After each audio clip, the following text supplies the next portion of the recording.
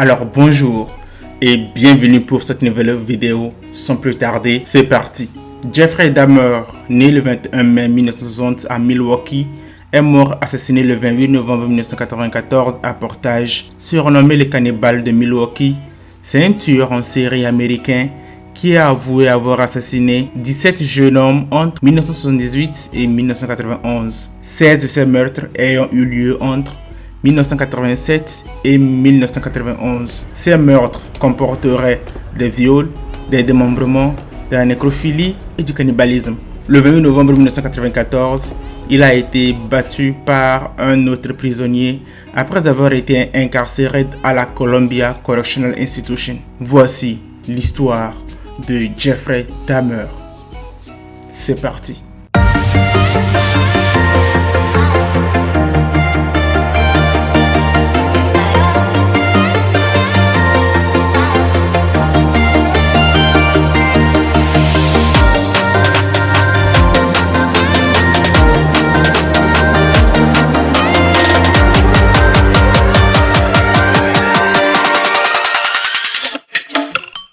Dahmer naît à Milwaukee, fils de Joyce Annette et Lionel Herbert Dahmer, un chimiste.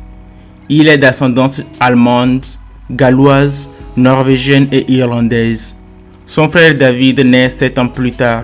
Joyce Dahmer connaît des difficultés lorsqu'elle est enceinte de Jeffrey et devient dépressive. Lorsqu'il eut 8 ans, sa famille déménage à Bath, dans l'Ohio. Dahmer entretient très peu de relations sociales entre 10 et 15 ans. À cette époque, il tourne autour de son voisinage à la recherche d'animaux morts qu'il amène et dessèque chez lui ou dans la forêt proche de chez lui. Il cloue des animaux sur des troncs d'arbres, dont une tête de chien empalée sur une branche.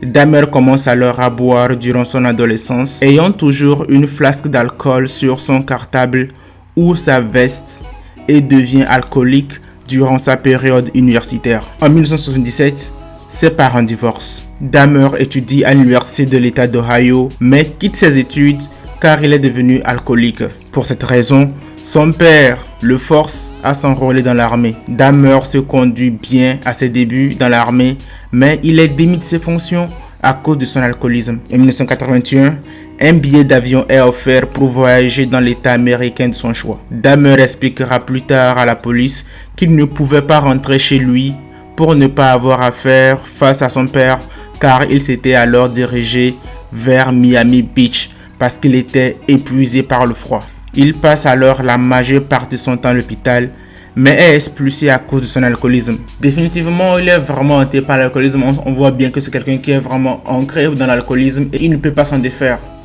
Faut vraiment croire que c'est une seconde nature, tu vois. Après être revenu chez lui, il continue à boire immodérément et il est arrêté à cause de son état d'ivresse et trouble à l'ordre public. En 1982, Dahmer emménage avec sa grand-mère à West Allis, où il vit pendant 6 ans. Durant cette période, Jeffrey adopte un comportement de plus en plus étrange. En effet, sa grand-mère découvre un 357 Magnum sous son lit.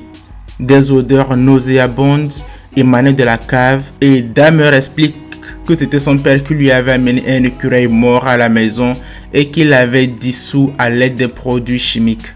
Il est arrêté pour exhibition sexuelle en 1982 et en 1986. Concernant son deuxième méfait, il s'était masturbé en public.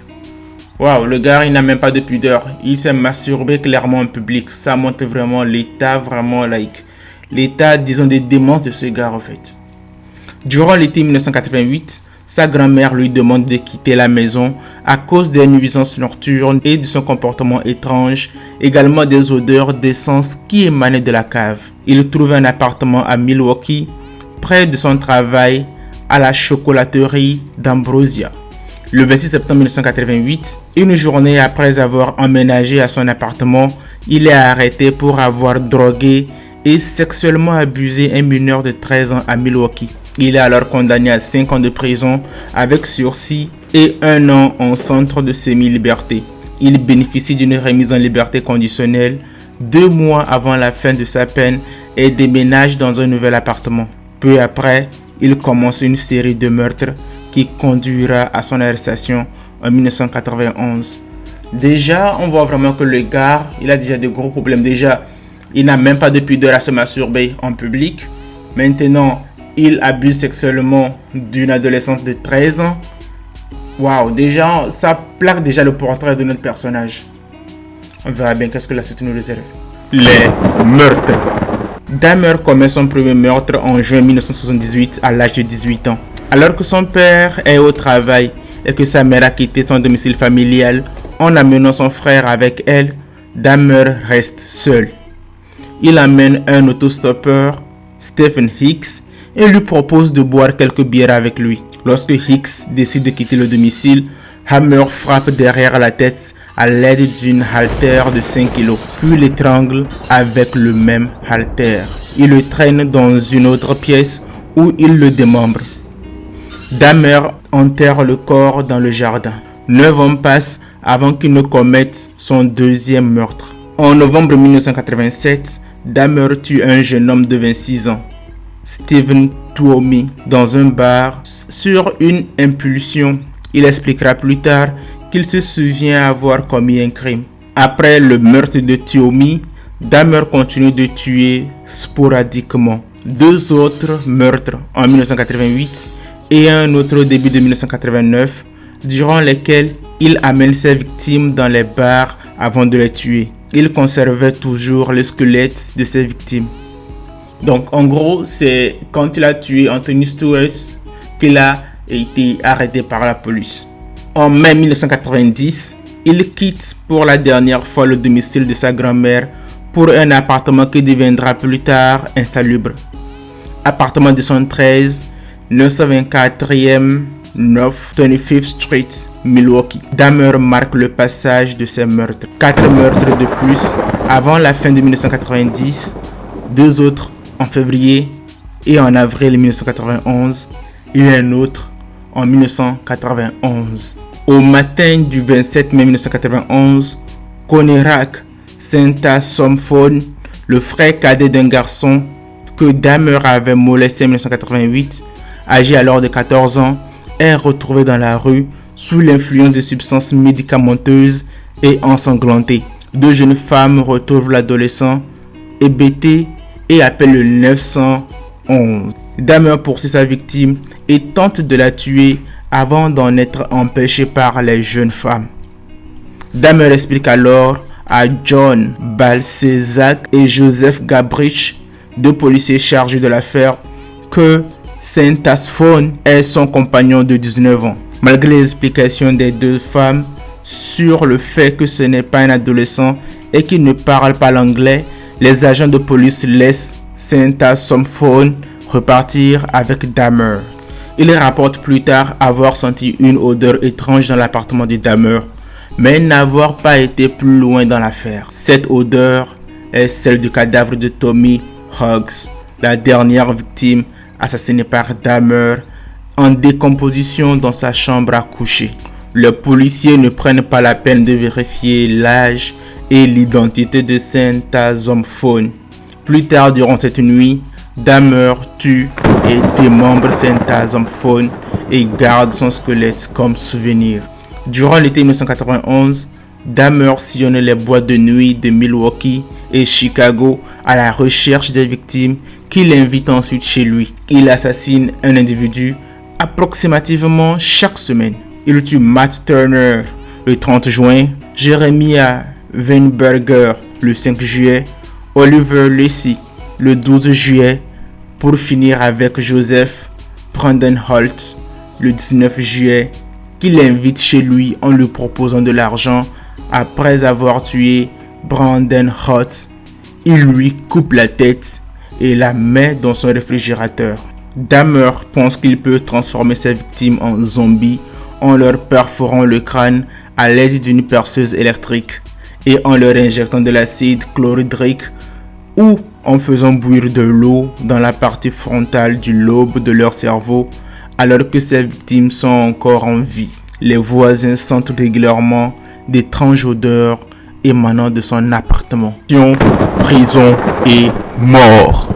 Le 22 juillet 1991, Il attire dans son appartement Tracy Edwards, lui met des menottes, lui passe son film favori, L'Exorciste 3, et lui offre une boisson avec des somnifères.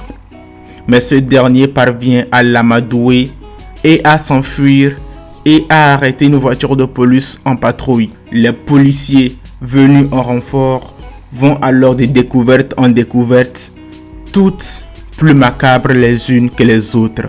Des têtes de morceaux humains dans son réfrigérateur, un cœur dans son congélateur, des squelettes dans son placard, ainsi que 3 torses masculins dans un tonneau rongé par l'acide chlorhydrique, ainsi que des crânes dans les tiroirs de sa cuisine. En 1992, Dahmer est condamné à 957 ans de prison, correspondant à 17 fois la peine de perpétuité pour ses 17 meurtres. Il est incarcéré à la Columbia Correctional Institution. Dahmer est attaqué 2 fois en prison. La première fois en juillet 1994, un prisonnier tente d'égorger Dahmer à coups de lame de rasoir, tandis que ce dernier retourne dans sa cellule. Dahmer réussit à s'échapper avec de légères blessures. 28 novembre 1994, tandis qu'il fait son service de nettoyage au gymnase de la prison, Dahmer et un autre prisonnier, Jesse Anderson, sont passés au tabac par un troisième, Christopher Scarver, parce que ce dernier était persuadé que Dahmer ne regrettait pas ses crimes, avec une barre centrale d'artère. Dahmer décède des suites de ses blessures dans l'ambulance qui le conduit à l'hôpital, succombant à un profond traumatisme. Anderson, lui, meurt 2 jours plus tard des suites de ses blessures. Voici la fin de l'histoire de Jeffrey Dahmer, violeur, démembreur, nécrophile et aussi cannibale. En tout cas, si tu as aimé cette vidéo, dis-moi ce que tu en as pensé. Et voilà, n'hésite pas aussi à me faire des suggestions, je me ferai le plaisir de les lire. Et je me ferai également le plaisir de pouvoir améliorer ce type de vidéos. C'est assez nouveau, alors dis-moi ce que tu en penses. Et moi, je te dis à plus pour une nouvelle vidéo. Fabuleux Saint. Peace.